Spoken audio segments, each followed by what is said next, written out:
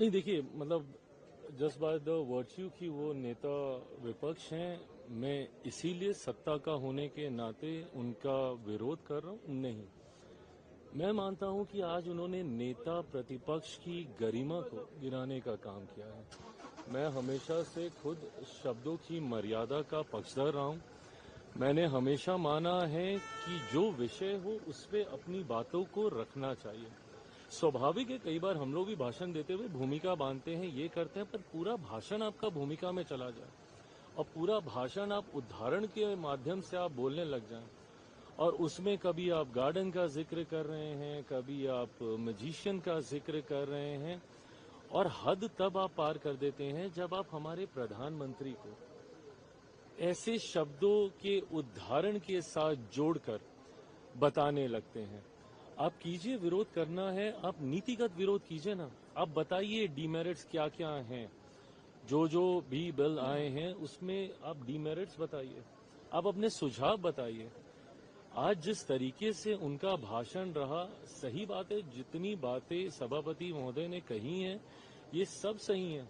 आप किस तरीके का उदाहरण पेश कर रहे हैं अपनी पार्टी के फर्स्ट टाइमर्स के सामने? क्या वो इस तरीके का भाषण देने के लिए आप उनको प्रेरित कर रहे हैं? ऊपर गैलरी में बच्चे भी बैठे हैं, महिलाएं बैठी हैं, सब बैठी हैं। क्या लगेगा उनको? क्या समझेंगे कि नेता विपक्ष क्या बातें कर रहे हैं? मुझे लगता है कहीं ना कहीं उन्होंने अपने आप को आज के भाषण से एक हास्य का बात, उनके खुद के सांसद, ये कोई मजाक नहीं चल रहा ना सदन में। अगर आपको जोक्स ही क्रैक करने हैं, आपको फनी बातें करनी है, तो फिर आप स्टैंड अप कर लीजिए।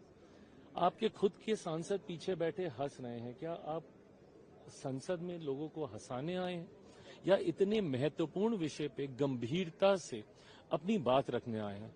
Honestly speaking, I been extremely disappointed. आज जिस तरीके से उनका भाषण रहा, जिस तरीके से उनकी बॉडी लैंग्वेज रही, जिस तरीके से उन्होंने अपने आप को कंडक्ट किया, मैं मानता हूं ये बहुत डिसअपॉइंटिंग है कि एक ऐसा नेता प्रतिपक्ष हमारे सामने है। और नेता प्रतिपक्ष की अहम भूमिका है, लोकतंत्र में विपक्ष की बहुत अहम भूमिका है।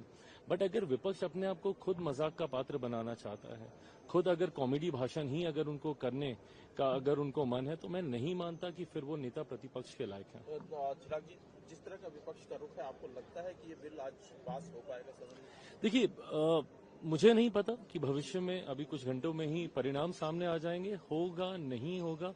पर जैसा प्रधानमंत्री जी ने भी अपने ट्वीट के माध्यम से उन्होंने भी आग्रह किया है कि हर किसी को अंतरात्मा की आवाज से मतदान करना चाहिए। जितने सांसद मौजूद हैं, हर किसी की नैतिक जिम्मेदारी भी है। आई डू अंडरस्टैंड, जब पार्टी पॉलिटिक्स की बात होती है, आपको अपने दल के आधार पर आपको फैसले लेने होते हैं, बट ये कुछ ऐसे फैसले हैं जहां पे नैतिकता को आपको आधार बनाना चाहिए। देश की एक बड़ी आबादी आपको कतई माफ नहीं करेगी अगर आपने पुनः एक बार फिर से दशकों से लंबित पड़े विषय को फिर एक अलग बात को आधार बनाकर अगर आपने फिर इस बिल को लटकाने का काम किया, तो मुझे नहीं लगता कि नारी शक्ति कभी इन लोगों को माफ करेगी।